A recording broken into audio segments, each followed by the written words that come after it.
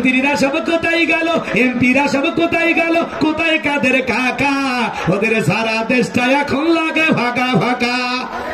পালাবো না, পালাবো না, পালাবো না, যায় না তাদের দেখা। ওদের সারা দেশটা এখন লাগে ফাঁকা ফাঁকা। আইন মন্ত্রী আটকে গেল আইনেরই ফাঁকে, দাড়ি সারা দরবেশটারে ভণ্ড ভণ্ড লাগে।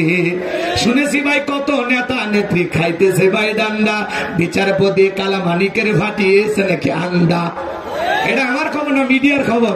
এই বিচারপতি শামসুদ্দিন মানিক আল্লামা সাইদি হুজুরকে মৃত্যুদণ্ডের রায় দিয়েছিল। আমরা বলতে চাই এই বিচারক নামের কুখ্যাত কালামানিককে ওই ট্রাইব্যুনালে মৃত্যুদণ্ডের রায় দিতে হবে।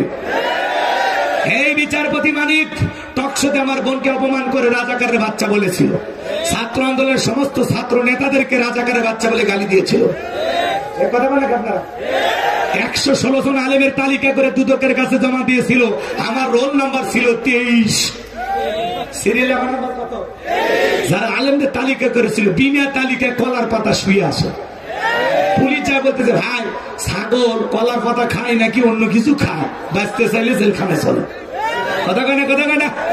ফলকেরও ঝলক গেল, ফলকেরও ঝলক গেল, থামিয়ে নেটের চাকা। ওদের সারা দেশটা এখন লাগে ফাঁকা ফাঁকা। কোথায় গেল সংসদেতে মমতাজের গান, কোথায় গেল হযরত বলা স্বামী ওসমান। 70 রাকাত তাহাজ্জুদ পড়তো, বিরাট বড় আল্লাহর ওলি দাবি করতো। 41 সাল পর্যন্ত টিকে থাকার স্বপ্ন দেখেছিল, কিন্তু 24 সালের 5 আগস্টে ভাগ্যে কি আছে আল্লাহর ওলিরা জানতো না। মাইক পেলে বলতে খেলা হবে, খেলা হবে।